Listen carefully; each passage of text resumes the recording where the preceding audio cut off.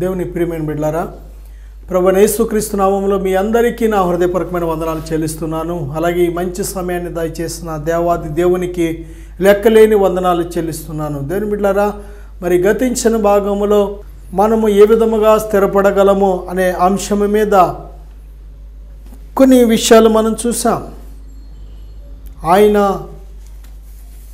నిబంధనను గైకొనినప్పుడు, ఆయన యందు భయభక్తులు కలిగి ఉన్నప్పుడు, ఆయన ఇచ్చే నీతి మనం పొందుకున్నప్పుడు, దేవుని బిడ్డలారా, అలాగే దేవునిని ఆశ్రయించినప్పుడు, అలాగే సువార్త వలన కలుగు నిరీక్షణ నుండి తొలగిపోకుండా నిలబడినప్పుడు స్థిరమైన జీవితం మనము అనుభవించగలం, స్థిరత్వాన్ని మనం కలిగి ఉండగలం అనే విషయాలు మనం చూసాం. ఈ రెండవ భాగంలో మరికొన్ని విషయాలు మనం ధ్యానం చేయబోతున్నాం. వాక్యానికి వెళ్ళే ముందు చిన్న ప్రార్థన చేసుకుందాం. పరిశుద్ధుడా, ప్రేమగల తండ్రి, కొద్ది సమయం నాయనా మీరే మాతో మాట్లాడండి. ఈ వాక్యాన్ని ఆలకిస్తున్న ప్రతి బిడ్డను ఇప్పుడే బలపరచండి, మీ కృపతో నింపుమని దీవించమని యేసు నామములో ప్రార్థిస్తున్నాము తండ్రి, ఆమేన్. దేని బిడ్డలారా, దినవృత్తాంతాలు 2వ గ్రంథము 20వ అధ్యాయం 20వ వచనంలో మనం చూసినట్లయితే, అంతటా వారు ఉదయముననే లేచి తెకోవ అరణ్యమునకు పోయిరి. వారు పోవచుండగా యెహోషాపాతు నిలవబడి, యూదావారులారా, యెరూషలేము కాపురస్తులారా, నా మాట వినుడి, మీ దేవుడని యెహోవాను నమ్ముకొనుడి, అప్పుడు మీరు స్థిరపరచబడుదురు. ఆయన ప్రవక్తలను నమ్ముకొనుడి, అప్పుడు మీరు కృతజ్ఞతార్థులగుదురని చెప్పాను. ఇక్కడ మనం చూసినట్లయితే ఇది రాజ్యాన్ని గురించి, పరిపాలన గురించి, ఇశ్రాయేలీయుల గురించి ప్రత్యేకమైన వాగ్దానముగా ఉంది. కానీ ఒక విశ్వాస జీవితంలో, ఆత్మీయ జీవితంలో కూడా మనకు ఉపయోగపడే ఒక ఉన్నతమైన సత్యముగా ఉన్నది. అదేమిటంటే, మీరు మీ దేవుడైన యెహోవాను నమ్ముకొనుడి, అప్పుడు మీరు స్థిరపరచబడుదురు. ఒక మనిషి తనను తాను నమ్ముకున్నంత కాలం, తన మనస్సును నమ్ముకున్నంత కాలం, తన హృదయాన్ని నమ్ముకున్నంత కాలం కూడా ఏమాత్రము స్థిరపడలేడు. ఒక మనిషి తోటి మనిషిని నమ్మినంత కాలం ఏమాత్రము స్థిరపడలేడు. ఒక మనిషి ఈ లోకాన్ని నమ్మినంత కాలం ఏమాత్రము స్థిరపడలేడు. ఒక మనిషి లోకంలో ఉన్న వాటిని, ధనమును కానీ, పేరును కానీ, లేక ఈ లోక సంబంధమైన జ్ఞానాన్ని కానీ, దేని బిడ్డారు ఈ లోకంలో నుండి వేటిని మరి నమ్ముకున్నంత కాలం కూడా ఏమాత్రము స్థిరపడలేడు. కానీ ఒక మనిషి ఎప్పుడు స్థిరపడగలడు అంటే, దేవునిని నమ్ముకున్నప్పుడు స్థిరపడగలడు. దేని బిడ్డారా, ఒక మనిషి ప్రవర్తన కానీ, ఒక మనిషి హృదయం కానీ, ఒక మనిషి జీవితం కానీ ఎప్పుడు స్థిరపరచబడగలదు అంటే దేవునిని నమ్ముకున్నప్పుడు. దేని బిడ్డారా, మనలను స్థిరపరచగలిగిన వారు ప్రభువు ఒక్కరే. దేవుడు తప్ప మానవ హృదయాన్ని స్థిరపరచగలిగిన శక్తి, సామర్థ్యతలు ఈ సృష్టిలో ఏ ఒక్కరికి లేనే లేవు. ఎందుకంటే హృదయాన్ని సృష్టించి ఇచ్చినది దేవుడే గనుక, హృదయాన్ని సృష్టించి ఇచ్చింది దేవుడే గనుక, దేని బిడ్డారా, మనుషులందరికీ కూడా యథార్థమైన హృదయాలు సృష్టించి ఇచ్చాడు. కానీ మనమే వివిధమైన తంత్రములు కల్పించుకొని అస్థిరమైపోయాం. దేవుని మీద ఏమాత్రము కూడా ఆనుకోకుండా, ఆశ్రయించకుండా, నమ్ముకోకుండా ఉండుట వలన మనం అస్థిరమైపోయాం. కానీ దేవుడు నమ్మదగిన దేవుడు. మనలాంటి మరి మనస్తత్వం కలిగిన దేవుడు అయితే ఒకవేళ దేవుడు మనలను చేర్చుకునేవాడు కాదు. కానీ దేవుని స్వభావం ఎటువంటిది అంటే ప్రేమించే మనసు, మరి క్షమించే మనసు, చేర్చుకునే మనసు, దేని బిడ్డారా, మనలను సరిచేసే మనసు, ఆయన మనలను మళ్ళీ తిరిగి తన బిడ్డలుగా అంగీకరించే మనసు కలిగిన వారు ఆయన. కనుక దేవుడు మనకిచ్చిన ఇంత ఉన్నతమైన కృపను మనం అనుభవించవలసి ఉంది. దేవుడిచ్చే ఉన్నతమైన ప్రతి ఆశీర్వాదం కూడా మనము పొందుకోవలసి ఉంది. దేవుడు ఉచితముగా ఇచ్చే ఆశీర్వాదాన్ని ఎందుకు మనం మిస్ కావాలి? దేవుని బిడ్డలారా, ఈరోజు స్థిరమైన మనస్సు లేకపోవడం ద్వారా ఎన్నో ఒడిదుడుకులు మానవుడు ఎదుర్కొంటూ ఉంటున్నాడు. స్థిరత్వం కావాలి. స్థిరత్వం లేని నాడు ఒక జీవితం కానీ, ఒక కాపురం కానీ, ఒక వ్యాపారం కానీ, ఒక ఉద్యోగం కానీ మానవుడు ఏమీ కూడా చేయలేడు. స్థిరత్వం కలిగిన మనిషి, స్థిరత్వం కలిగిన హృదయం కలిగిన మనిషి అన్నిటిలో రాణించగలుగుతాడు, నిలవబడగలుగుతాడు, జయించగలుగుతాడు, దేవుని కోసం జీవించగలుగుతాడు. కానీ ఈరోజు దేవుని బిడ్డారా, ఎంతమంది ఇటువంటి స్థిరమైన జీవితాన్ని, స్థిరమైన హృదయాన్ని కలిగి ఉన్నాం? చాలా సంవత్సరాలు గడిచిపోతుంది, కానీ దేవుని మీద ఏమాత్రం కూడా నమ్మిక లేకుండా ఉన్నాము అంటే ఎంత అస్థిరంగా ఉన్నామో మనం ఒకసారి ఆలోచన చేయవచ్చు. దేవుని బిడ్డారా, నీ మనసు స్థిరపడాలి. నీ మనసు స్థిరపడమే కాదు, నీ జీవితము స్థిరపడాలి అంటే నీ మనసు స్థిరపడాలి, నీ హృదయము స్థిరపడాలి. ఎప్పుడు ఈ మనసును, హృదయాన్ని మరి ఎవరు స్థిరపరచగలరు? ఎప్పుడు ఇవి స్థిరపడతాయంటే నీవు కేవలము దేవుని నమ్ముకున్నప్పుడు మాత్రమే. దేవుని బిడ్డలారా, ఈ లోకంలో మరి దేవుడు తప్ప నిన్ను ఎవ్వరూ స్థిరపరచలేరు. మానవుని ప్రవర్తనను స్థిరపరచగలిగింది దేవుడు ఒక్కడే. దేవుని బిడ్డలారా, స్థిరముగా ఉండుట అనేది కూడా దేవుడిచ్చే గొప్ప వరము లాంటిది అన్నమాట. నీకు స్థిరత్వం లేని నాడు నీ జీవితంలో ఎంతకాలం ఏది చేసినా ఏదో ఒక రోజు అది మళ్ళీ విడిచిపెట్టేస్తూ ఉంటావు, మానేస్తూ ఉంటావు, ఆఫ్ చేస్తూ ఉంటావు, లేకపోతే మారిపోతూ ఉంటావు, లేకపోతే నిన్ను ప్రేమించిన మనుషులకు గాయం చేస్తూ ఉంటావు, నీకోసం ప్రాణం పెట్టిన దేవునికి కూడా చాలా గాయపరుస్తూ ఉంటావు. దేవుని బిడ్డలారా, నిన్ను ప్రేమించే ప్రతి ఒక్కరికి కూడా ఏదో ఒకటి, నీ మీద ఆనుకున్న ప్రతి ఒక్కరికి కూడా నష్టాన్ని, నాశనాన్ని కలిగిస్తూ ఉంటావు. కానీ నీవు స్థిరపడినట్లయితే మనుషులకు దీవెనకరంగా ఉంటావు. నీ మట్టుకు నీవు దీవెనకరంగా, ఆశీర్వాదంగా ఉంటావు. అంతేకాదు దేవుని నామానికి మహిమ తెచ్చే పాత్రగా ఉంటావు. నిన్ను బట్టి దేవుని నామం గణపరచబడుతూ ఉంటుంది. ఎప్పుడు అంటే నీవు స్థిరమైన మనస్సు కలిగినప్పుడు, నీవు స్థిరుడుగా ఉన్నప్పుడు. దేవుని బిడ్డలారా, స్థిరత్వం ఎలాగ కలుగుతుంది, ఎప్పుడు కలుగుతుంది అంటే నీవు దేవునిని, కేవలం దేవునిని మాత్రమే నమ్మినప్పుడు. దేవుని నమ్ముకున్నావా? దేవుడిని తెలుసుకున్నావా? దేవుడు ఎంత ప్రేమమయుడో ఏనాడైనా గ్రహించావా? దేవుని బిడ్డ, ఏదో మనము దేవునిని వేటికి ఉపయోగించుకుంటున్నామంటే ఏదో గోడల మీద దేవుడు నమ్ముకున్నానని ఒక గుర్తు పెట్టుకుంటున్నాం, ఒంటి మీద ఏదో ఒక గుర్తు పెట్టుకుంటున్నాం, లేకపోతే మనం నడిపే కారు మీద, వాహనం మీద ఒక గుర్తు పెట్టుకుంటున్నాం. అంతే. మేము దేవుడు నమ్ముకున్నామనే గుర్తు అంతవరకే. కానీ హృదయము లోపల మాత్రం దేవుణ్ణి ఏమాత్రము కూడా విశ్వసించలేని వారిగా ఉంటున్నాం. దేవుని బిడ్డలారా, బైబిల్ చెప్తుంది, నీవు దేవుని యందు ఎప్పుడైతే నమ్మిక ఉంచుతావో నీ నమ్మిక అద్భుతాలు జరిగిస్తుంది. దేవుని మీద నీ ఉంచిన విశ్వాసం అద్భుతాలు నీ జీవితంలోకి తెచ్చిపెడుతుంది. సంపూర్ణమైన నెమ్మదిని నీ జీవితంలోకి తెచ్చిపెడుతుంది. నీ కుటుంబంలో ఉన్న ప్రతికూల పరిస్థితులను కూడా అనుకూలముగా మార్చివేస్తుంది.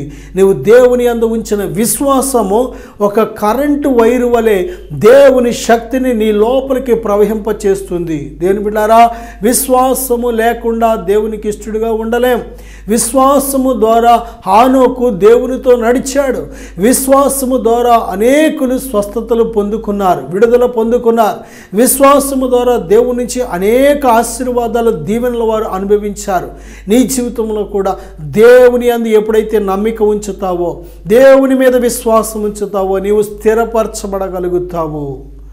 మరొక విషయాన్ని కానీ మనం చూసినట్లయితే దినవృత్తాంతాలు 2వ గ్రంథం 26వ అధ్యాయం 16వ వచనంలో, అతడు స్థిరపడిన తరువాత అతడు మనస్సున గర్వించి చెడిపోయెను. అతడు ధూప పీఠము మీద ధూపము వేయుటకై యెహోవా మందిరములో ప్రవేశించి తన దేవుడైన యెహోవా మీద ద్రోహము చేయగా అనే అంశాన్ని మనం చూస్తున్నాం. దేవుని బిడ్డలారా, బైబిల్లో ఎంతోమంది మనకు ఒక మాదిరికరంగా, మనకు ఒక హెచ్చరికగా ఉండడం కోసం దేవుడు కొద్దిమందిని వ్రాయించి ఉంచాడు. మొట్టమొదట గర్వం వల్ల మరి పడిపోయింది ఎవరు అంటే, స్థిరమైన జీవితం నుంచి పడిపోయింది ఎవరు అంటే మొట్టమొదట లూసిఫర్ అనే దేవదూత. దేని బిడ్డారా, సాతానుగా మనం తర్వాత పిలవడం జరుగుతుంది. కానీ వాడు మొట్టమొదట వాడి ఉన్నతమైన స్థితి, ఔన్నత్యము, మహిమ, దేవుడిచ్చిన ఒక గొప్ప ఉన్నతమైన స్థానం ఏంటంటే దేవుని దూతగా. అయితే ఎప్పుడైతే వాడిలో గర్వం వచ్చిందో, ఎప్పుడైతే దేవుని కంటే తన్ను తాను హెచ్చించుకున్నాడో, వెంటనే తనకు కలిగిన స్థిరమైన జీవితం నుంచి, స్థానం నుంచి గెంటివేయబడ్డాడు. దేని బిడ్డారా, బైబిల్లో కూడా దేవుడు ఏదేను తోటలో ఆదాము అవ్వమ్మలను దేవుడు పెట్టాడు. దేవునితో స్నేహం దేవుడు దయచేశాడు. ఒక ఆరోగ్యమైన జీవితం, మరణము లేని జీవితం, నెమ్మది కలిగిన జీవితం, ప్రయాస లేని జీవితం, దేని బిడ్డారా మరి ఎంతో సంతోషకరమైన జీవితాన్ని ఆదాము అవ్వమ్మలకు దేవుడిచ్చాడు. కానీ ఎప్పుడైతే వారి జీవితంలో దేని బిడ్డారా సాతానుగాడి యొక్క గర్వంతో నిండిన సాతానుగాడి మాటలు విన్నారో, వారు కూడా దేవుడిచ్చిన ఆ స్థిరమైన ఏదేను తోటల నుంచి గెంటివేయబడ్డారు. ఈ రోజుని గర్వము, దేని బిడ్డారా సంసోను గర్వము చేత ఏం చేశాడు అంటే, మరి ఒక రాజు వేయకూడదని ధూపాగ్ని, ఒక యాజకుడు మాత్రమే వేయవలసిన ధూపాగ్నిని రాజు వేశాడు. ఎప్పుడైతే వేశాడో దేవుని ఉగ్రత ఆయన మీదకు వచ్చింది. దేవుడిచ్చిన ఒక స్థిరమైన ఉన్నతమైన రాజు వలె జీవించి ఆ జీవితాన్ని తన పోగొట్టుకున్నాడు. దేని బిడ్డారా, గర్వం ఏమి చేస్తుందంటే నిన్ను నాశనం చేస్తుంది. ఒక మనిషి నాశనానికి ముందు ఎవరు నడుస్తారు అంటే గర్వం నడుస్తూ ఉంటుంది. ఒక మనిషి జీవితం లోపల గర్వం వచ్చింది అంటే ఇక ఎంతో కాలం ఆ మనిషి నిలబడలేదు అని అర్థం. గర్వం ఎక్కడ చూసినా గర్వం, డబ్బుని చూసి గర్వం, ఆస్తిని చూసి గర్వం, కులాన్ని చూసి గర్వం, అందాన్ని చూసి గర్వం, చదువుకుంటే గర్వం, ఒక ఉద్యోగాన్ని చూస్తే గర్వం, ఏ స్థితిని చూసి బైబిల్ చెప్తుంది మనము గర్వపడడానికి ఏమీ లేదు. దేని ప్రియమైన బిడ్డలారా, ఈ లోకంలోనికి వచ్చేటప్పుడు ఏ విధముగా వచ్చామో ఈ లోకంలో మరి ఈ లోకాన్ని విడిచిపెట్టినప్పుడు అంటే చచ్చిపోయినప్పుడు ఈ లోకం విడిచి అలాగే వెళ్ళిపోతాం. ఈ లోకంలో ఏ విషయాలను గురించి మనం గర్వపడ్డామో, బంగారం గురించి గర్వపడ్డావా, ఆ బంగారం నీతో రాదు. డబ్బుని గురించి గర్వపడ్డావా, ఆ డబ్బు నీతో రాదు. పదవి, నేనే పెద్ద పదవిలో ఉన్నానని గర్వపడ్డావా, ఆ పదవి నీతో రాదు. దేని బిడ్డారా, నీకు కలిగిన అంద సౌందర్యాన్ని గురించి గర్వపడ్డావా, ఆ అంద సౌందర్యాలు నీతో రావు. అవి మట్టిలో కుళ్ళిపోతాయి, కృషించిపోతాయి, అంతర్ధానమైపోతాయి. దేని బిడ్డారా, ఈ లోకంలో వేటిని గూర్చి నీవు గర్వపడినా అదంతా కూడా ఒక దినాన విడిచిపెట్టేయాలి. దేనిని గురించి గర్వపడుతున్నాం? మానవుడు బుద్ధిహీనుడిగా గర్వపడుతున్నాడు. ఇదంతా తెలుసు, చాలా సత్యం తెలిసినప్పటికీ కూడా గర్వం అనేది ఒక వ్యాధి వలె, ఒక వైరస్ వలె, ఒక క్యాన్సర్ వలె మనిషి జీవితంలో గర్వం అనేది ఇంకా పనిచేయడం మనం చూస్తున్నాం. గర్వం ఉన్నంత కాలం కూడా నీవు స్థిరపడలేవంతే. స్థిరమైన మనసు నీవు కలిగి ఉండాలి అంటే, నీ హృదయంలో స్థిరత్వం కావాలి అంటే, నీ మనసులో స్థిరత్వం కావాలి అంటే, ప్రభువుతో నువ్వు నడిచే ఈ జీవితం స్థిరపడాలి అంటే గర్వానికి నువ్వు చోటు ఇవ్వకుండా ఉండాలి. గర్వము నీ కాపురాన్ని కూడా చాలా ఇబ్బందులు పాలు చేస్తూ ఉంటుంది. గర్వం నీ కుటుంబంలో నిన్ను బట్టి చాలా గొడవలు అయిపోతూ ఉంటాయి. గర్వం కలిగిన ఏ మనిషి అయితే ఇంట్లో ఉంటారో వాళ్ళని బట్టి చాలా గొడవలు అయిపోతూ ఉంటాయి. ఒక పేటలో లేక ఒక వీధిలో ఎవరైతే గర్వం కలిగి ప్రవర్తించే కుటుంబం ఉంటారో వారిని బట్టి ఆ ఊరు, ఆ పేటో, ఆ వీధో అన్నీ గొడవల కింద అయిపోతూ ఉంటాయి. ఒక గ్రామంలో బహు గర్వంగా ఎవరైతే జీవిస్తూ ఉంటారో వారిని బట్టి ఏదో ఒక సమస్య వస్తూ ఉంటుంది. దేని బిడ్డలారా, మనము స్థిరపడాలని దేవుడు కోరుతున్నాడు. అయితే గర్వం అనేది నీ స్థిరత్వాన్ని చెడగొట్టే చీడ పురుగు లాంటిది. నీవు ఎప్పుడైతే దేవుని వద్దకు వచ్చి ప్రభువా ఈ గర్వాన్ని తీసివేసాయి, నీలాంటి తగ్గింపు కలిగిన జీవితం నాకు దయచేయి, నీవు ఏ విధముగా శిష్యుల పాదాలు కడిగావో, ఏ విధముగా రిక్తుడుగా దాసుడుగా నిన్ను నువ్వు తగ్గించుకున్నావో అటువంటి తగ్గింపు కలిగిన జీవితం నాకు దయచేయి అన్నప్పుడు దేవుడు నీకు తగ్గించుకోవడం నేర్పిస్తాడు. దేవుడు నీకు స్థిరమైన మనస్సును దేవుడు నీకు దయచేస్తాడు.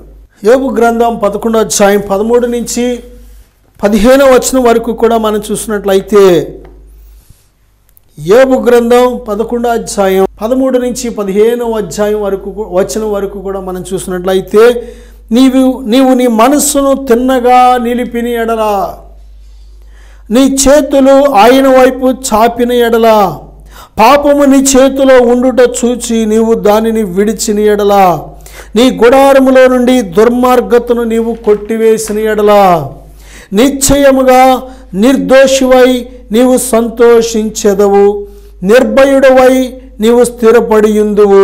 యోబు ఈ గొప్ప సత్యాలు యోబు గ్రంథంలో మనం చూస్తున్నాం.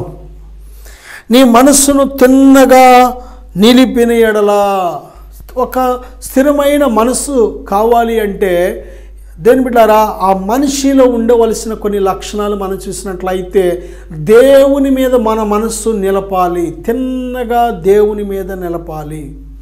చూడండి, ఒక ఇల్లు నిలబడాలి అంటే ఒక ఇటుకను నిర్మించేటప్పుడే ఇటుక తిన్నగా ఉన్నదా పక్కకు వాలిందా అని చూస్తూ ఉంటాడు మేస్త్రి గారు.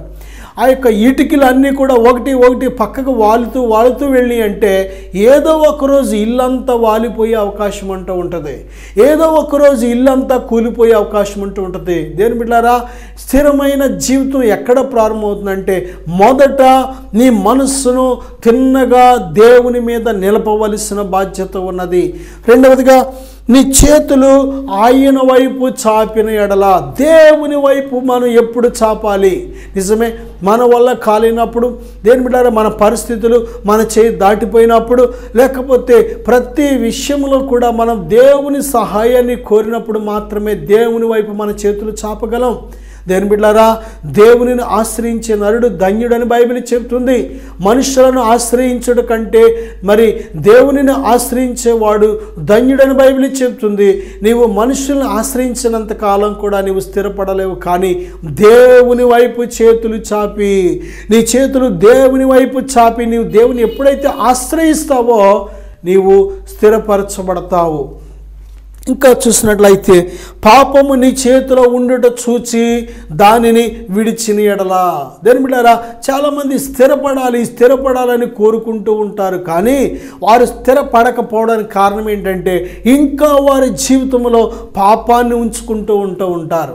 దేని బిడ్డారా, వారి హృదయంలో ఇంకా పాపాన్ని లక్ష్య పెడుతూ ఉంటారు.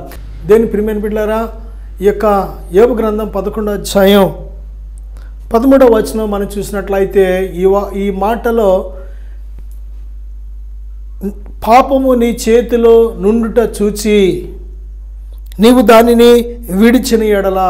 దేని బిడ్డారా, చాలాసార్లు మనం ఒక చేతితో పాపం ఉంచుకొని ఒక చేతితో దేవుణ్ణి అడుగుతాం, దేవా ఆశీర్వాదం దయచేవా. ఎలాగ దేవుడు ఇవ్వగలడు?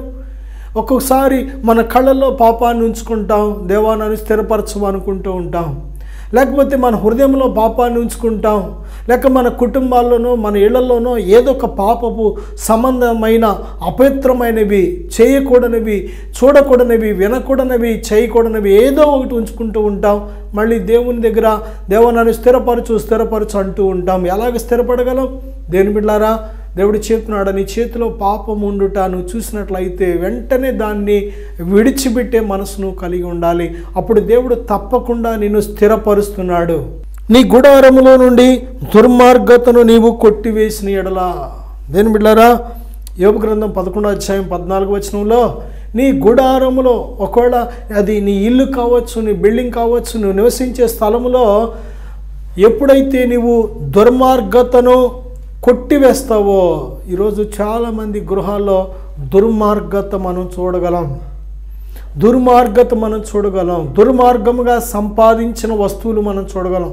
దుర్మార్గముగా సంపాదించిన ధనాన్ని, బంగారాన్ని, దుర్మార్గముగా సంపాదించిన మనుషులను మనం చూడగలం. దుర్మార్గత అంటే అన్యాయం చేసి నువ్వు తెచ్చుకునే ప్రతిదీ కూడా, దోచుకొని తెచ్చే ప్రతిదీ కూడా, మోసం చేసి తెచ్చే ప్రతిదీ కూడా దుర్మార్గత సంబంధించినది.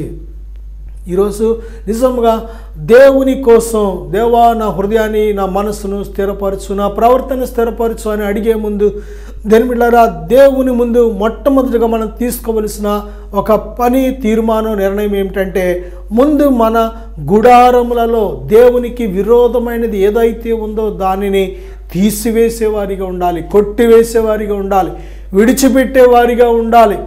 దేని బిడ్డారా, నీ జీవితం నిజంగా స్థిరపడాలని నువ్వు ఆశపడినట్లయితే నీ చేతిలో పాపం ఉంటే దాన్ని విడిచిపెట్టేయి. నీ గుడారంలో దుర్మార్గత ఉంటే దానిని విడిచిపెట్టాయి.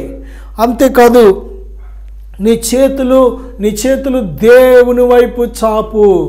అంతేకాదు నీ మనసు తిన్నగా దేవుని వైపు నిలుపు అని దేవుడు మనలను హెచ్చరిస్తున్నాడు. ఆయన మార్గంలో ఎప్పుడైతే నీవు స్థిరపరచుకుంటావో నీ యొక్క కాళ్ళను, ఆయన మార్గంలో నడవడానికి నీ హృదయాన్ని ఎప్పుడైతే స్థిరపరచుకుంటావో ఈ విధముగా తప్పకుండా దేవుడు నిన్ను స్థిరపరుస్తాడు. మనం స్థిరపడాలి అంటే మరొక విషయాన్ని మనం గ్రహించవలసి ఉంది.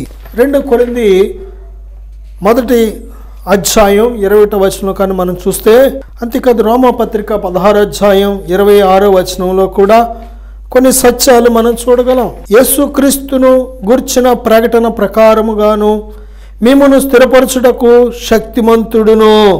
దెస్సలోనికీయులకు రాసిన 2వ పత్రిక 3:3 అయితే ప్రభువు నమ్మదగిన వాడు, ఆయన మిమ్మల్ని స్థిరపరిచి దుష్టత్వము నుండి కాపాడును అనే మాటను మనం చూస్తున్నాం. అలాగే కీర్తన 37:23 కూడా ఒక సత్యాన్ని మనం గ్రహించగలం. ఏమిటంటే ప్రభువు మనలను స్థిరపరచగలడు. ఒకని నడత యెహోవా చేతనే స్థిరపరచబడును, వాని ప్రవర్తన చూచి ఆయన ఆనందించును అనే సత్యాన్ని మనం చూస్తున్నాం. దేని బిడ్డలారా, దేవుడు ఒక్కడే మనిషిని స్థిరపరచగలడు. దేవుడు ఒక్కడే మానవ జీవితాన్ని స్థిరపరచగలడు. దేవుడు ఒక్కడే మానవుని యొక్క నడకలను స్థిరపరచగలడు. దేవుడు ఒక్కడే మానవుని యొక్క ప్రవర్తన స్థిరపరిచి ఆ స్థిరపడిన ప్రవర్తన కలిగిన వాని యందు ఆనందించువాడై ఉన్నాడు.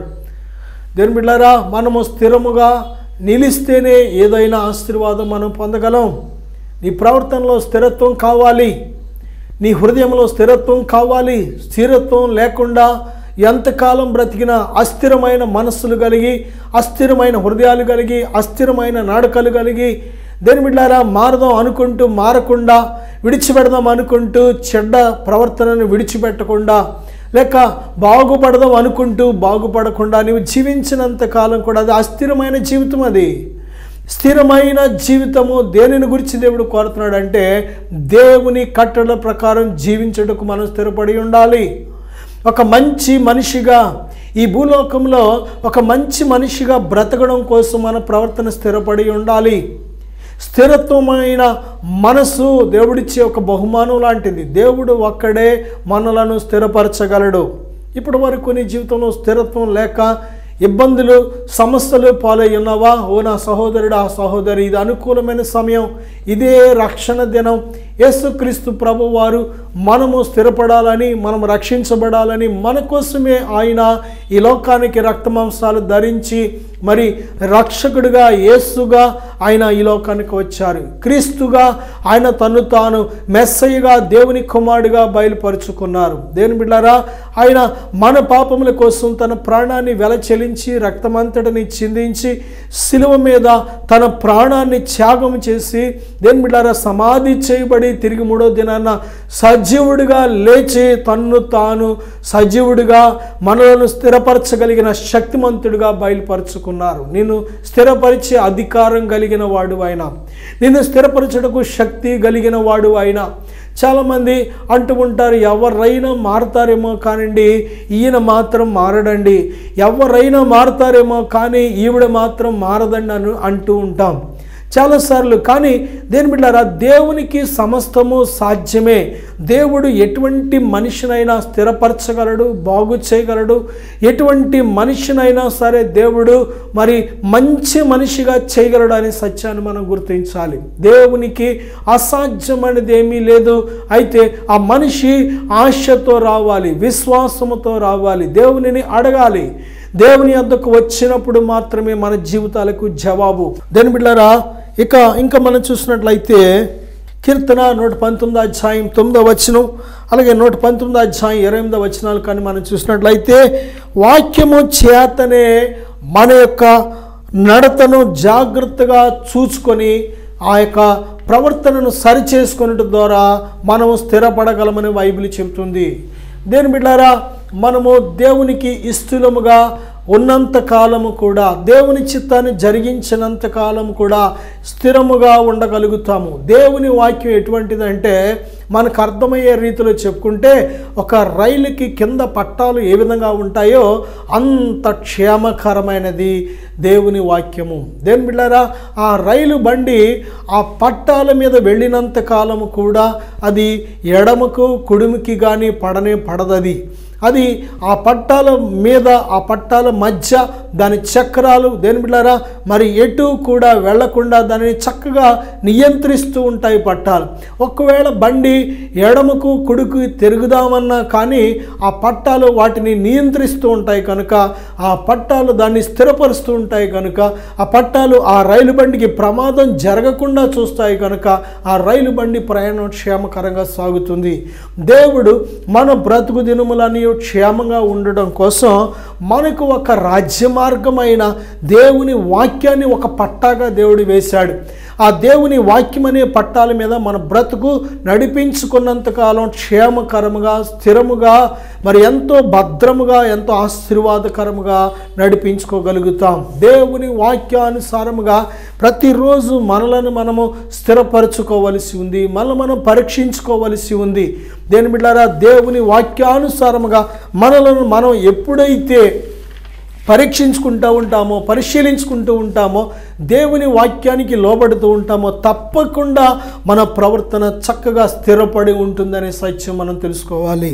దేని బిడ్డారా, నేను మీకోసం ప్రార్థన చేయాలని ఆశపడుతున్నాను. కళ్ళు మూసుకుందాం, ఈ ప్రార్థన ఎక్కిద్దాం. పరిశుద్ధుడా, ప్రేమగల తండ్రి, ఇదిగో ఎందరైతే నాయన వారు స్థిరపడాలని ఆశపడుతున్నారో, ఎందరైతే వారి హృదయంలో, మనసులో, జీవితంలో, ప్రవర్తనలో స్థిరమైన జీవితం కావాలని ఆశపడుతున్నారో ఇప్పుడే వారిని స్థిరపరచండి అయ్యా. ఇప్పుడే నీ బిడ్డలను బలపరచు తండ్రి. నాయన స్థిరమైన జీవితం ద్వారా కలిగే ప్రతి ఆశీర్వాదం నీ బిడ్డలకు దయచేయమని యేసు నామములో అడుగుచున్నాను తండ్రి. ఆమేన్, ఆమేన్. God bless you. యాదన్న కార్యక్రమము మీకు ఆశీర్వాదంగా ఉన్నట్లయితే ప్రోత్సహించండి, మీ సహకారం మాకు అందించండి, మీ ప్రార్థన అవసరం మాకు తెలియచేయండి. మేము మీ కొరకు ప్రార్థిస్తాం. మా యొక్క ఫోన్ నెంబర్ 9703903517. మరి యొక్క నెంబర్ 8142230955. యాదన్న కార్యక్రమము ప్రతిరోజు ఇదే సమయమున ఇదే ఛానల్లో తప్పక చూడండి. దేవుడు మేము దీవించను గాక. God bless.